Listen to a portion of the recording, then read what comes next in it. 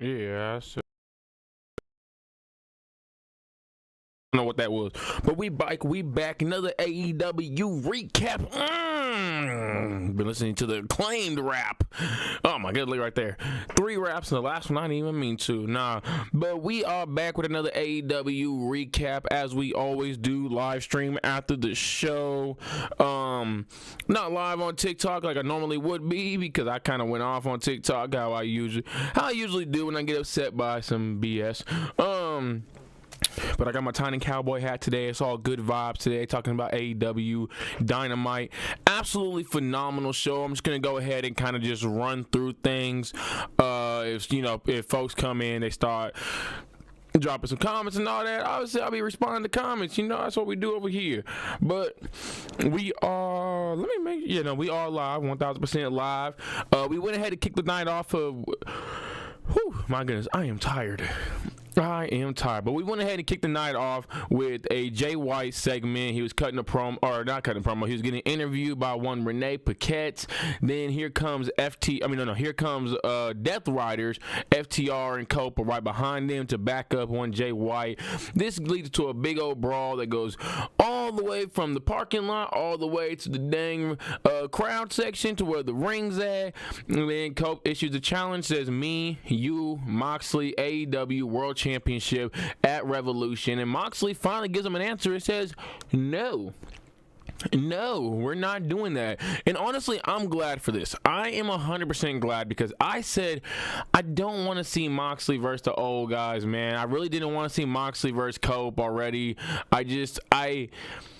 I wasn't here for it. It's not that I don't love Cope, man. Edge is my favorite wrestler of all time. I absolutely love the heck out this dude. Shout out to my guy too for rocking with the black folk back in like the early 2000s, when he told John Cena, no, I will not have a match here, because this was the last state to do something for black people. Basically, I forgot exactly what it was. My bad. That looked crazy. Again, I be like sniffling. Oh my god, I gotta find a different way to sniffle. But yeah, no, he said no, and I'm glad that he said no, because I just feel like Cope can't go anymore. I feel like his stamina is just not there, especially after the last injury. I feel like he's just not even close to like his 2020s version of himself. It's just not going to work out. I'm glad that we're not getting it, though. Instead, what we are getting at Grand Slam is Cope and Jay White versus Claudio and Moxley. This is going to be a good match, because it's going to be an anything goes match, which it's very, very likely that the rest of the Death Riders are going to get involved. The rest of FTR is going to get involved. But it's good, though, because it's going to be 4-on-4. And that's, no, because Marina Shafir is there, so I wonder what's going to happen with that. Also, Marina Shafir at one point kidnapped Renee Paquette. That was funny. I don't know why she did that.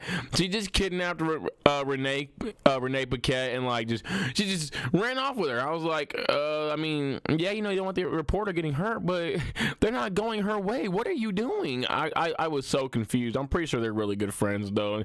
And she's probably just like, well, can't do anything else. I can't attack anybody. Let me just go take her real quick.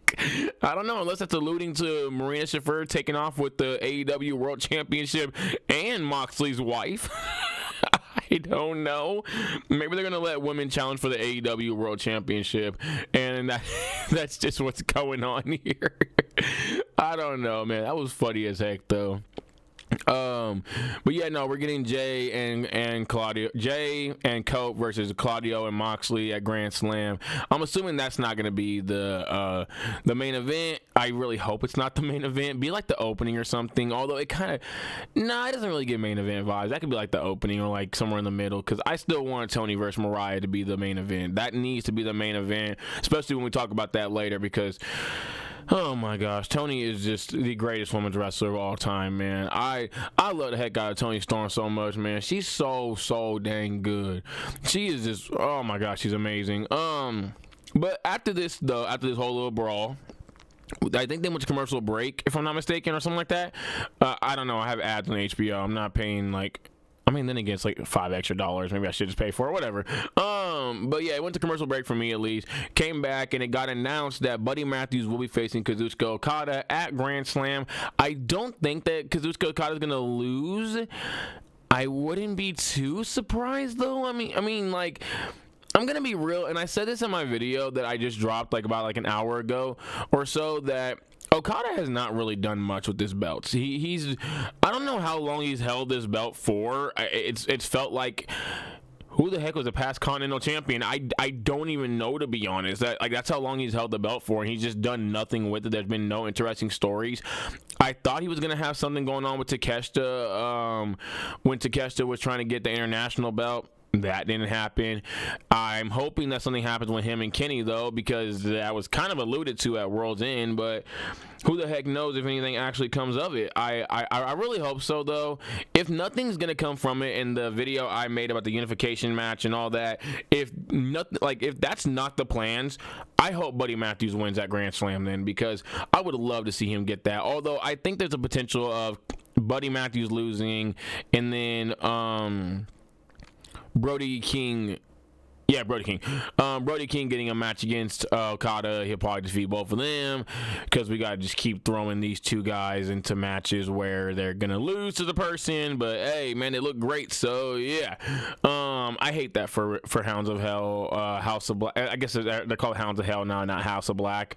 I don't know if it's still House of Black. I don't know, because House of Black was like Malachi Black, so maybe like House of Heart. House of Heart would be cold, I ain't gonna lie. Hounds of Heart don't sound that great, but Hounds of Hell don't really sound that great either. I'm not gonna lie to you. It's just kind of whatever to me. Oh yeah, speaking of Grand Slam, how did you nincompoops get scammed? How did y'all let yourselves get scammed? I mean, see, here's my thing. I try to feel bad for new fans. I'm really trying to feel bad for new fans. But even I'm a new fan, and I knew that Grand Slam wasn't a pay-per-view. I mean, I might have said it at one point in time by accident, because it's a special event, so it's kind of like a pay-per-view, but not really a pay-per-view. It's like Saturday night's main event, except it's just not treated the same way, where champion's not gonna lose. No, there's very real potential that a lot of these champions can lose at Grand Slam. We've seen it in the past. But yeah, no, Grand Slam was never a pay-per-view. It was never marketed as a pay-per-view. It's always been like a special that happens around this time. I mean, it used to be like an entire week, and then, because it used to be Dynamite and I want to say Rampage, Dynamite and Rampage, or it could have been Rampage and Collision, one of the two. It might have been Collision. Yeah, it might have been Collision and Rampage, then Dynamite and Collision, and now it's just literally on Collision, like on the day that Collision would take, which is Saturday. Because I don't remember if Collision was always Saturday. I feel like it changed dates. But yeah, that's basically what happened. That's basically what it is. Grand Slam is not a pay-per-view. It's basically just Saturday night's main event, but a lot cooler. So yeah, we're getting Okada though. We're getting Okada and Buddy. We so far have Tony and Mariah. Mercedes is gonna have a match there. We don't know against who. I'm assuming it's still gonna be against Harley. It just feels right. I'm pretty sure Harley's gonna get a match either this Saturday or next Wednesday, and she'll be able to eventually start getting there, because she'll have like 2 or 3 wins under her belt, especially if she fights both nights. So we have those 2 matches. We're not getting Hurt Syndicates probably there. I don't think so. Although I will get to them in a minute as well, because I do want to. There's a match I really want. That I really wish was happening at Grand Slam and not on Dynamite next Wednesday, but whatever. I think that's all we have announced so far. Oh, and then Will and Kenny versus Takeshita and Kyle Fletcher. I don't think any other champions are going to be having matches there. It's possible Daniel Garcia does get there, so I think it's just going to be the TBS, the Women's World Championship, and the Continental Championship, and that's it. It's very possible that Daniel Garcia gets some kind of match there. I wouldn't be surprised he has like a triple threat there, and I'm all here for it. I want to see it. But speaking of one, Will Ospreay. First of all, Tony Schiavone needs to stop talking over Will Ospreay's intro. It's actually getting me really annoyed now, and I know it's something that I should not be this annoyed by, but it's really, really freaking annoying. I am so sick and tired of hearing Tony Schiavone just talk over this man's. Every time we hear the Ospreay, it's like attention-seeking Tony Schiavone just needs to speak over it, and it's so irritating because Taz will stop speaking and Tony will just speak. Like, just be quiet. Let the intro play. That's supposed to be the Will Ospreay time. This is like Cody Rhodes' Whoa. This is like Swerve's Who's House. You don't talk over these things. And I don't know why Tony Schiavone continues to talk over Will Ospreay's Ospreay. It's so irritable. Like, I'm gonna be real. I have not been rocking with Tony Schiavone for a minute now. I know a lot of AEW fans are kind of also over him as well. I've heard people utter the same sentiments that I'm uttering about him, just speaking over intros that do not need to be spoken over. I don't know if somebody's not telling him or what. Maybe he's been there for so long that people feel like they can't tell him. Maybe I think AEW, one thing that might be wrong with it, at least in my eyes, is there's not a no man there, which is crazy because Ray Phoenix can't get out of his contract. But I feel like there's not a no man to the people that they're friends with, and I think they might need that one there because Tony Schiavone needs to be told to be quiet, and that's just that. It's just that dang simple. But yeah, no, other than that, though, the Will Ospreay match was really dang good. Mark Davis came out. Very big surprise. I don't know if he's the fifth member of the Don Callis family. I was kind of hoping that it was going to be MJF, but I guess he is. I guess like the fifth member that can actually wrestle. So yeah, he did come out, but Don Callis did say that, or he alluded to the fact that Mark Davis is not doing this willingly. He's doing this because he's under contract. So that was pretty interesting to say, because I felt like at the end of the match when Mark Davis got into it with the ref, he wanted to lose. I don't think he wanted to win that match. I don't think he wanted to do any damage to Will Ospreay in that match, and knew that if he took the hidden blade, that it was going to do enough to him that, you know, he was going to be able to just to get by on, hey, I got taken out, boss. I couldn't really do much. So yeah, that was really cool to see, if that was the truth. Kind of looks like it was, though, because like the way Kenny Omega came out and was telling Mark Davis that, you know, I don't know what's going on with you. I don't know like what the situation is and what Don Callis has on you, but you know, you have friends here and all that. I think something big is going to come out about Mark Davis. Not like an actually true thing by any means. I think it's going to be like, oh, Mark Davis has been stealing money from somebody, or oh, Mark Davis. No, probably not stealing money. I think it's gonna be like Mark Davis is in debt. I think it's gonna be one of those things. Like, it's actually a really cool story because it's like a really cool role for a character to play. Because one of my favorite shows, Chicago PD, I remember they did that with. Ooh, I'm bad with names. Hank Voight's best friend Hank Voight's best friend that brings in the cop. His dad had that same thing going on, and his dad had to do like a lot of dirty work because he was so in debt because of gambling and all that. I wonder if they're gonna go that same way with Mark Davis. Remember, like he got into like a gambling debt and all that, and now he has to just do it. I think Mark Davis might also have a family as well, so they might end up playing with playing into that and all that stuff. So yeah, no, I really hope they go that way, and that's the reason why he's doing what he does, and then he eventually, you know, just, I guess, sacrifices himself in a sense for Will and for Kenny. I hope they go that way, though. Do something really interesting with it, because they're not gonna. If they're not, bro, you could have had MJF join the group, man. Because I gotta see MJF fighting all these old mofos, man. Oh my God, we'll get to that in a minute too. But yeah, no. Ospreay cut a little promo on Callis, and like a really quick promo. Ospreay's weird, man, because I feel like 99% of the time he's really good on the mic, and then there's just like that 1% of the time where it's like I don't ever want to hear this guy talk. It's just so weird. It's like actually the exact opposite of Ricochet in a sense. Even as a babyface, like Ricochet would have like one good promo every 1% of the time, but 99% of the time you're just like, I don't want to hear you talk, buddy. But I got a lot to say about Ricochet in a little bit, man, because I made a TikTok video on it, and I'll leave it there. But the third segment came, and here's the Hurt Syndicate. And this is what I was alluding to a minute ago. Hurt Syndicate came out, and they said they're not only here for tag team gold, that they want more than just that. So when they start eyeing belts, they're coming for them. Does that potentially mean that the Hurt Syndicate are going to get more than just a tag team gold? Maybe they're not adding a third person. I thought it was going to be Ricochet, and I still think it is going to be him. It makes so much sense with the character he's playing right now. And it just makes sense, too, to not always have him on the mic, because Okay, I'm just gonna say it now about Ricochet real quickly, man. I gotta give Ricochet his flowers. This guy is absolutely amazing, man. He is making me a believer. It's the first thing on this dang description for the episode, because this guy's making me a believer, man. His promos are really dang good now as a heel. His matches are still 5-star matches. Like, he's really showing out, and he's showing to a lot of people that we had it all wrong. It was not that Ricochet could not cut a promo. It's that he can't play a babyface, which is not for everybody.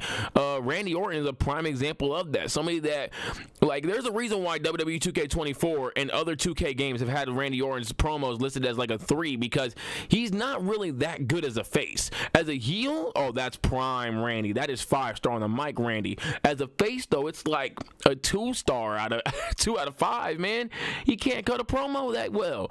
And I think the same thing is gonna be said about Ricochet, is that as a babyface, he's just not it, but he is literally coming into his own and is becoming a superstar in the making. And like I said in my TikTok video, it's crazy because this guy's like in his mid-30s, I think mid to late 30s. You usually don't say this thing about like someone in that age range, but he's proven a lot of people wrong, and he's showing people that, hey, you can be in your mid to late 30s and you could still be a superstar. And I'm so happy for Ricochet, man, because I've always liked Ricochet in the ring. I always thought he's absolutely amazing, and I've said so many jokes about Ricochet too, and you know what? He told me to shut my mouth, and guess what? I'm shut. I ain't saying nothing about Ricochet anymore, man, with a promo. And I damn sure I ain't gonna say that, he can't put on a 5-star match, because that's all this man has been putting on as of recent is 5-star matches. We really got to give respect to Ricochet, man. We really do, because we give a lot to Will Ospreay, lots of AJ Styles. We don't give that same love to Ricochet, though.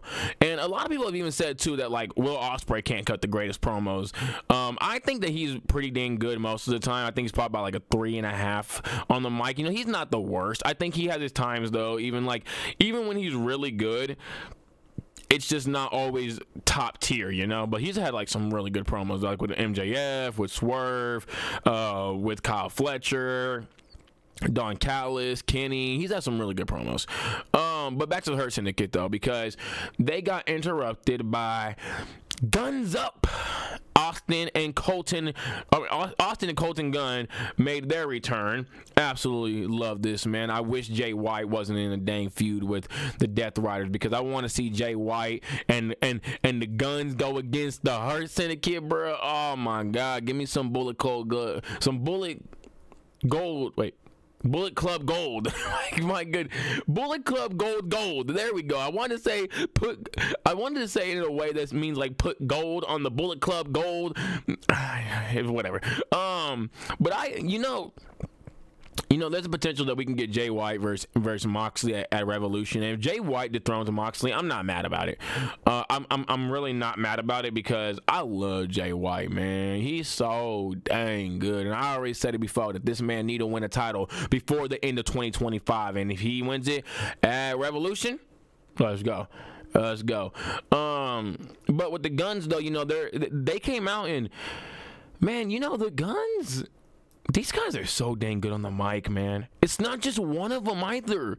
Like, you don't see this that often, and I think AEW needs to understand. Like, if Tony Khan hasn't already understood it, this is rare. You have a rare tag team right here where both guys are good as heck on the mic. These are not 3 out of 5s or 3.5 out of 5. These are 4 out of 5 mic workers right here by Austin Gunn and Colton Gunn. They are absolutely phenomenal, and I really want to see this match happen at Grand Slam. I did not want to see it next week on Dynamite, although I love it happening next week on Dynamite. I'm here for it, man. Put some big time matches on the main shows, but I really wanted to see this happen at Grand Slam. But maybe next week on Dynamite, it's a main event.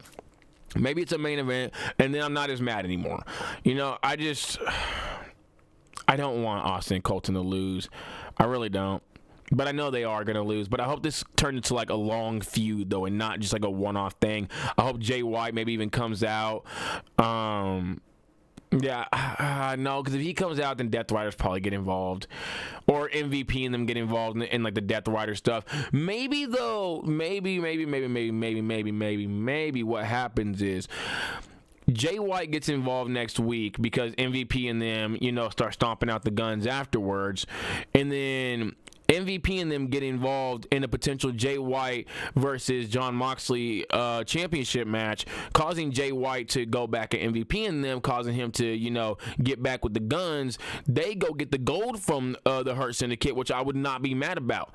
Let Austin and Colton get it, and then Austin and Colton help Jay White get the AEW World Heavyweight Championship from John Moxley, you know, as like a little, hey man, you our brother, you know, you helped us, we gonna help you now. I'm here for that, man. I need to see Bullet Club Gold back on top, man. These are my dogs right here. These is my dogs. I love this group so much, man. They one of my favorite versions of Bullet Club, in my opinion.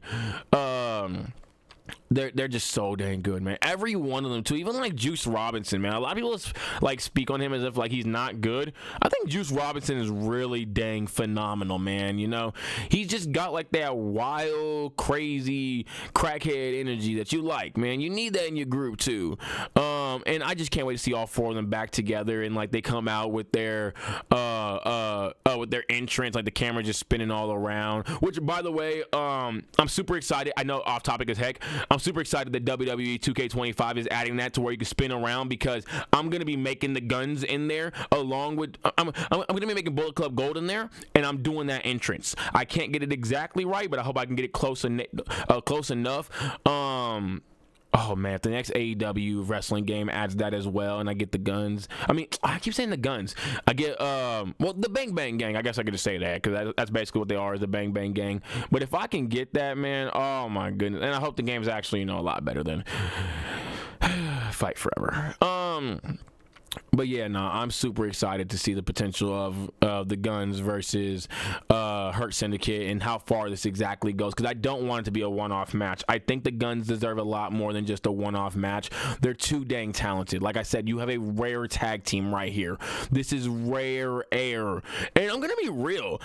AEW has a lot of this. It's not even just the Guns, but like the Young Bucks. You have Private Party as well. You have the Hounds of Hell. AEW gotta stop fumbling this tag division, man. You know, I gotta be critical where I gotta be critical. They gotta stop fumbling this tag division, bro. It's too dang good. It is way too dang good to be fumbling it like this. I need to see more respect from this tag division, man. I really, really do. But speaking of someone I spoke about earlier, that didn't make any sense at all. Harley Cameron and her little Monet puppet. You know, we're interviewed by Renee Paquette, and Mercedes just said, "Yeah, no, I'm not doing this. We're not doing this." At 23, I got my first world title. You ain't done nothing in this business for me to give you a championship match. I'm starting to wonder. I don't think it's going to happen. I do not think it's going to happen at all. But a part of me is starting to wonder, is Harley Cameron going to dethrone Mercedes Moné? I don't think it's going to happen, because I think at AEW All In, it's going to be Mercedes versus Tony. There's no other match I feel like you could do. I think you have to do that match. I mean, well, okay, there's other matches you could do, but I want to see that match. I want to see Mercedes Moné versus Tony Storm, AEW All In. It's going to be absolutely phenomenal, whether she has all the belts or not. Speaking of Mercedes, I think they could do like a all the belts on the line match, and I low-key want Mercedes to win that match too, because Mercedes Moné is my favorite. Is my favorite women's wrestler. Well, second favorite women's wrestler of all time, behind AJ Lee. Oh man, Mercedes is so good, and I love Toni Storm too. She's my third favorite. Yeah, she's my third favorite. She's like, no, it's her and then Roxanne. No. It's AJ Lee, Mercedes, Lita, Tony, Roxanne. There we go. I just need to see Mercedes and Tony. But I really need to see Mercedes and Harley, man, because I want to, like, this is going to be a big test for Mercedes. Can she show out against somebody who's not the most skilled wrestler?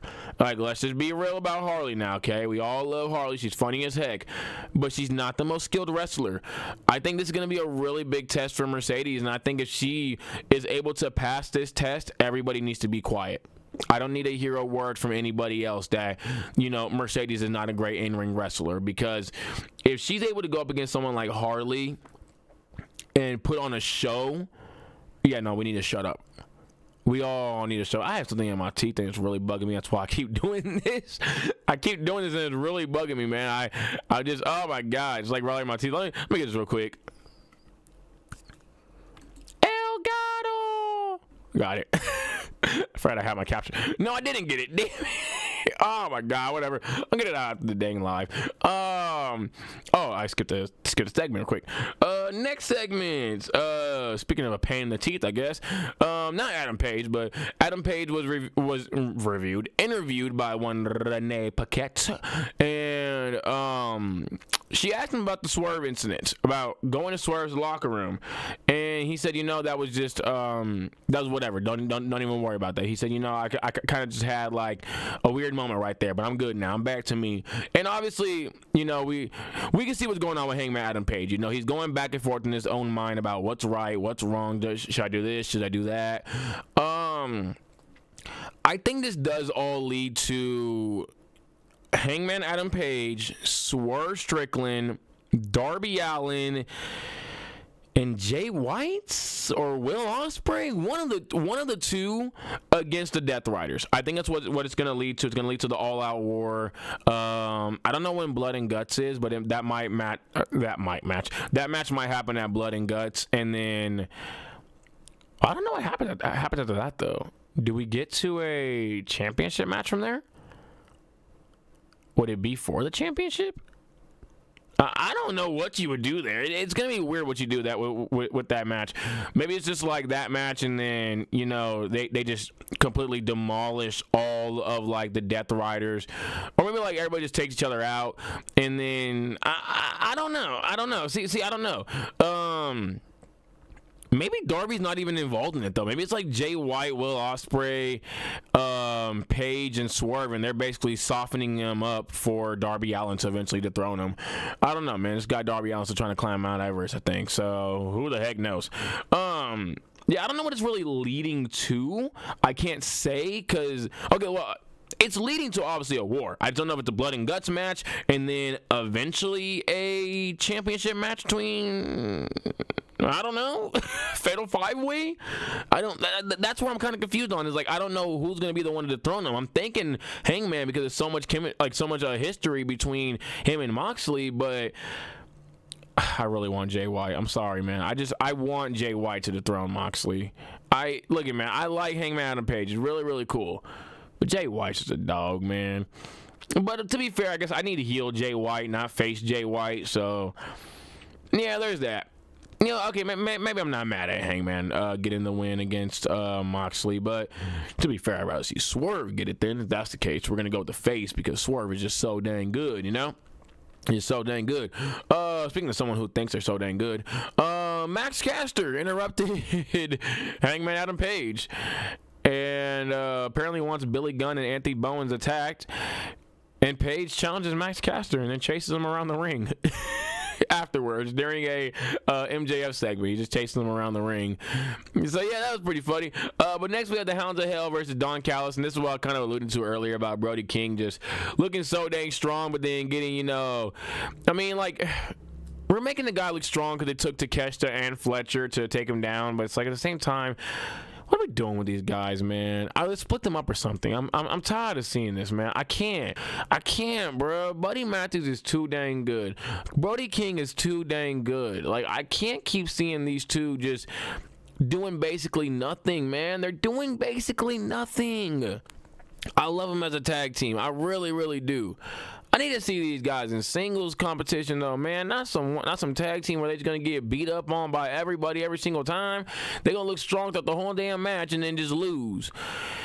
Oh man, I love Buddy Matthews too, man. Like it's crazy because like I watched WWE for a long time and I never seen this level from Buddy Murphy.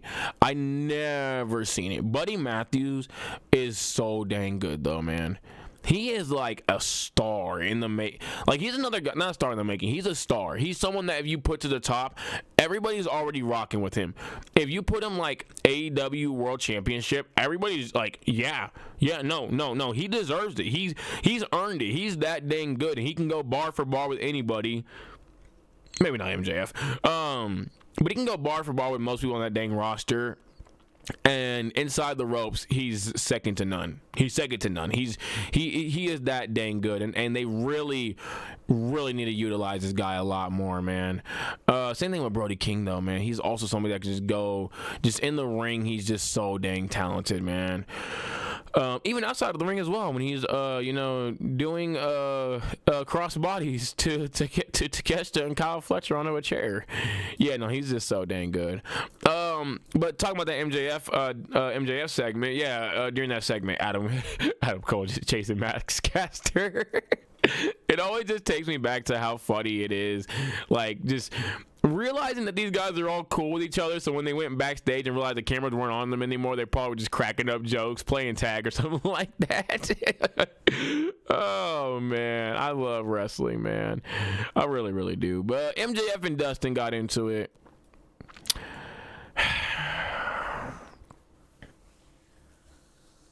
Gonna mute myself for a second when I say this.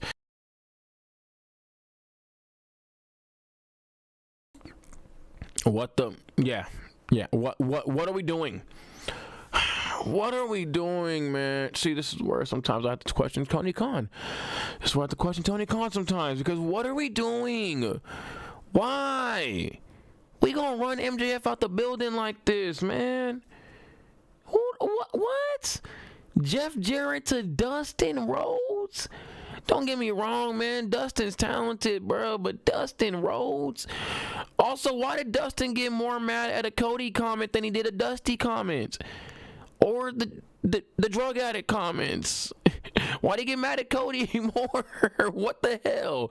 But what are we doing, man? This is not what we do with MJF. I understand, like, we gave him, like, the longest reigning championship run.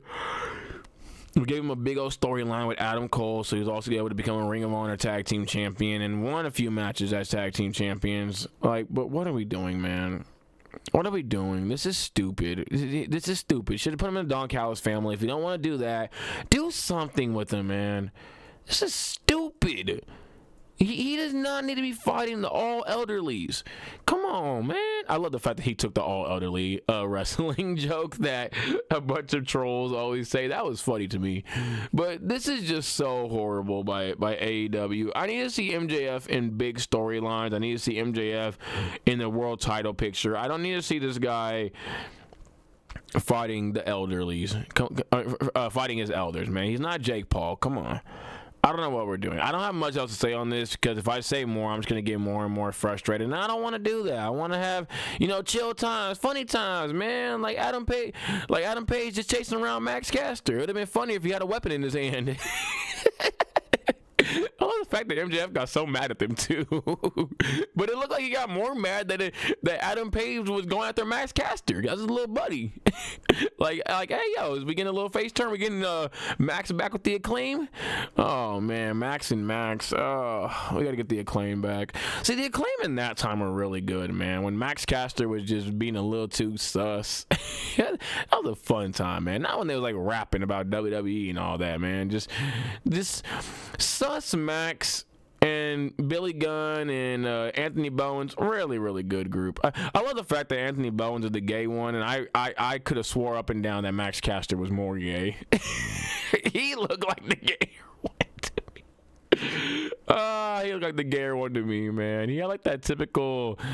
He also dressed like a typical 14-year-old, like me as a 14-year-old with his hat like all way up. Like this, like how I have it right now with barely on my head. He looked a lot fruitier. But hey, man, shout out to the old Acclaim, not this new thing. Next up though, I was completely bamboozled. I've been hoodwinked. I've been Tony Khan'd, because I didn't get Toni Storm versus Queen Aminata. I got Mariah May versus Queen Aminata, and Mariah May apparently is a ninja because she was also on commentary. Really odd. I don't know what was going on there. Hold on, I'm getting a phone call. Hello? Yeah. Wait, hold on. You said, wait, that was Tony? That was Toni Storm? I thought that was Mariah May. You sure that wasn't Mariah May? You positive? It looked like Mariah. At her outfit. The hair. That was Tony? Really? Damn. damn, she's good, man. She got me. Okay, my bad. That was a Toni Storm versus Queen Aminata. My bad. Hey, man, shout out to Toni, man. She played the heck out of a character. I see why Mariah was getting so mad, because I was kind of confused, like with what Mariah was saying and all that. She was so mad, but I was like, why are you acting too? I'm like, oh man, hey, both of these women, man, absolutely just A-list actresses, man. They are absolutely amazing. This storyline is the greatest storyline in AEW history at this point, man. And one day we're gonna get one of them YouTube videos where like the whole thing is just like, like hour, 2 hour long videos, which I have been watching. Like hour, 2 hour long videos, sometimes 3 hour long videos of like just like a complete story of Jon Moxley versus MJF, or MJF and Adam Cole. I am so here for this whole thing. Also, after watching back one of those videos, I don't know why Adam Cole came back as a good guy. I now completely agree with AEW fans. I mean, I guess the rest of AEW fans. I don't know why he came back as a good guy. It made no sense. I guess because we pushed MJF to being the bad guy, so we didn't want to turn him back good. Although, in my opinion, we could have just kept him good the entire time, because MJF is a lot better face and he is a better heel, in my opinion. And I mean that with all honesty, by the way. I think MJF is a much better face than he is a heel, because I feel like when he's a heel, he just says like outlandish stuff that's like just so over the top, and that's what gets him over, and then he's just extra like dark against somebody.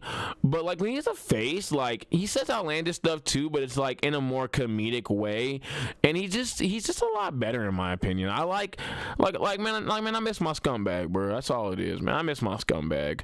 I don't like this new MJ or this heel MJF, man. It's not my dog, man. Bring my dog back. But after that, we had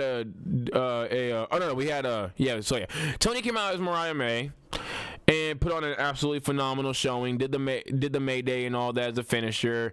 But I want to shout out to Aminata for a second, man, because first of all, Black History Month. Second of all, got to shout out my Black Queens. Third of all, got to just shout out Aminata, because it's Aminata, man. She deserves to get some love, because she's absolutely phenomenal, and I feel like we don't talk about her enough when we talk about some of the best women on this roster.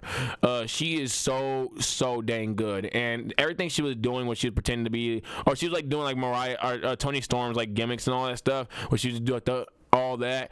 She's so good, man.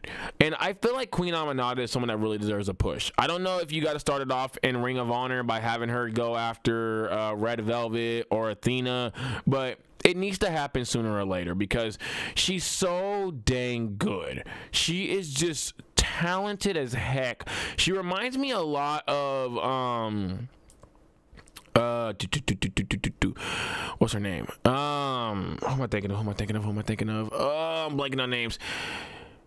Nope, I'm blanking on names. Nope, I forgot. But she's just so dang talented, man. Like she uses her length to her advantage, because she has very long legs and very long arms, and she uses them in a way that you wouldn't think would be like, you would think somebody that like has long wingspan and long legs is gonna struggle, because from someone that has long legs and long wingspan, it can get a bit hard with these things, just having these long ass arms and all that stuff. It gets a little hard to be coordinated, but she's really good though. And I hope we start getting some kind of push from them. I'm assuming someone's been alluding to, someone reported it, I don't know if it was Fightful or what, that there's a potential that we might get AEW Women's Tag Team Championships. I'm scared. I am 1,000% scared if we get these. But if we do get these, I would love to see Queen Aminata in a tag team with somebody, and they are one of the first in line to get that belt, or I guess those belts. If it's, hey man, I need to see some black love, Queen Aminata and Willow and Willow Nightingale, I'd love to see it. I just think she's so dang good, and she's someone that you really need to push and say that or show everybody that we believe in her, and we believe that she can, go out there and put on a show. And I do think that this Toni Storm match was just that. I think that this was we believe in Queen Aminata. We're gonna start pushing her a bit more, and I hope that she does get more chances. I hope that she eventually gets more chances against Mercedes, because she put on a really good match against her. I hope that she gets some more matches in Ring of Honor, is able to really show out and get to that top spot. I think she might have gotten, no, she didn't get the Final Four, but she was in the match for the Final Four for that big match at Wrestle Kingdom, one of the two. and she put on a showing there too. I wish she would have won that women's fatal 4-way and got to fight Mercedes, because Yuki was a horrible match, and I would have loved to swing. Would have loved to have seen, not swing, Queen Aminata in that match instead, because she's, like I said, she's just really dang good, and her and Mercedes have some pretty dang good chemistry. It's not the best chemistry that, in my opinion, is Mercedes and Chris Statlander, but Mercedes and I was about to say Willow this time. Mercedes and Aminata, really, really damn good. After this, though, we had the very first time where the Learning Tree were ever interesting. We had Learning Tree cutting a promo on Bandito, and also Powerhouse Hobbs as well, but mainly Bandito. And I don't remember shit they said, I'm gonna be real with you, but I just was like, I was actually entertained by this dang stupid group, and I want to see more from Brian Keith, because this is my dog, and he's just so dang funny. He reminds me a lot of Mr. T, but like just like 10 times more aggressive, which is crazy to say, because if you know how aggressive Mr. T was, you know it's pretty dang aggressive. But yeah, no, I'm loving a lot. I mean, I was loving the segment a lot. I don't want to see Chris Jericho continue having his belts, but if they're going to continue to put on interesting promos like this, then I'm not too mad about it. But I got to see Chris Jericho on Ring of Honor then, and actually competing, for that belt, or getting in feud or something like that. I can't just see this guy doing nothing with that dang belt. But Powerhouse Hobbs and the Outrunners came out to attack the Learning Tree, and then we seen Powerhouse Hobbs and Big Bill going at each other once again. I'm assuming they're going to have some like really bloody, dangerous match or something like that. I don't care for it. I'm gonna be real with you. I don't care for this feud. It's just not interesting at all. I'm completely bored of it. I don't care for Big Bill at all. I've said before I was never interested in this dude, and I'm still not interested in this dude at all either. I guess it's just to kind of show off more Powerhouse Hobbs strength, which I mean, if we're gonna show this guy off, I'm here for it. I would eventually love to see him get the TNT championship and not, just doing whatever against the Learning Tree and all that. But maybe when like a heel gets that belt, or maybe if they turn him heel, one of the two, which I would love to see Powerhouse Hobbs turn heel or join the Hurt Syndicate, one of the two, because I just think that like with his aggressive style, like how he's very, very aggressive on the mic, very much so he gives off like badass vibes that like he'll whoop anybody ass and all that, and I think he'd be perfect in that heel role. I think as a face, he's not bad though. Don't get me wrong. He actually cut a pretty dang good few promos on Big Bill and Jon Moxley. I just feel like I want to see this guy as an absolute tank, as like a menace, just running through everybody. And I want to see him, maybe not even like a heel, maybe it's like a face with like some attitude, and just talking that talk to every single person that steps up to him, and just annihilating them in the match. Not squashing them, but it's pretty obvious that he was a better competitor. He was a much stronger competitor, and really just doing his thing, man, because I want to see a lot from Powerhouse Hobbs. I really, really do. That's why I think with MVP and Bobby Lashley and all them, not only could he learn from them, he's also going to just excel with them. But speaking of people who I think that are going to join the Hurt Syndicate, lastly is Swerve and Ricochet. This match was phenomenal. That spot by Swerve where he just tossed Ricochet onto the barricade, like the top part of the barricade, that was the sickest thing I've seen in a minute since Darby Allin did a coffin drop onto the side of the ring. That was completely sick. And I guess that Cody Rhodes throwing Kevin Owens through the ladder was a good journey. The Swerve Ricochet match was just absolutely phenomenal. Like I said, Ricochet puts on nothing but 5-star matches. Also, I called it on Blue Sky. I said that I want to see Swerve do a house call countering the Spirit Gun, and he did it. I called it. Oh man, I commented on Swerve's freaking account. I want to see the Spirit Gun get countered by the house call. I wanted my dog to win. He didn't win though. It's cool because like I said, Ricochet is a star in the making, and I wanted to see Swerve get over in this feud. But honestly, I would not matter if Ricochet got over. I mean, I would not be mad if Ricochet got over in this feud, because He is so good, man. Now Swerve is just leagues better in my opinion. I think like he has everything down to a T. Mic work, character work, charisma, ring work. He has everything down. Like he's a 5 out of 5 in every single area. And don't get me wrong, Ricochet is really good as well. But I'm so impressed by Ricochet as of recent that I really I'm not mad if he goes over. I'm not mad if this guy takes the TNT belt off of Daniel Garcia. I'm not mad about it at all. I really love Ricochet right now, man. He's so dang good. And the match was just absolutely phenomenal. It was a great way to close out Dynamite tonight. And then he takes off with the robe that was obviously from Mogul Embassy and all that. Man, Ricochet is just, he's a dog, man. He's a dog, and I think we got to give a lot of respect to AEW. A lot of this notion that AEW, and like, just a lot of this narrative that AEW can't, I'm going to say narrative, not notion. A lot of this narrative that AEW can't build up people, that AEW can't do things with guys who have fallen off. It's clearly not true, man. And I'm super excited to see what's going to happen with Elias now because he's with the Righteous Ones. He's going by Elijah now. What's going to happen with him because he's now going to be in AEW. Yeah, I'm just super excited to see. I'm really excited to see like where this goes to. Does this mean that, because if Ricochet goes well, I mean, if Ricochet continues to go well, if Elijah goes well, there's a lot of other guys that might start looking AEW way and be like, well, wait, hold on. Maybe we should go over there, i.e. Baron Corbin, i.e. Dijak. These guys might start looking at it and being like, you mean to tell me we can have a chance to not only revive our careers, but possibly like do some big things against top talent in AEW? Maybe. Also, what the heck happened to AEW Shockwave? That was like a whole thing that was getting talked about at the beginning of the year, and I still ain't heard a peep about it. I ain't heard a murmur about it. I ain't heard one thing about no AEW Shockwave in the past month now. I don't know what's going on with that. I will try to find out anything I can find out, and I'll make a video on it, probably like a YouTube short or something like that. If it's like something like YouTube shortable and not doesn't need like a whole long video and all that stuff.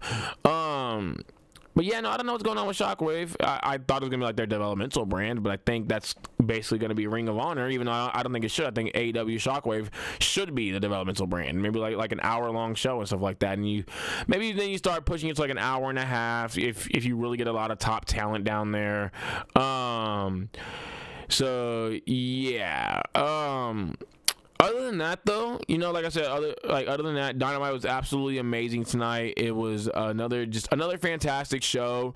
Dynamite last week did not hit. It felt very fillerish, in my opinion.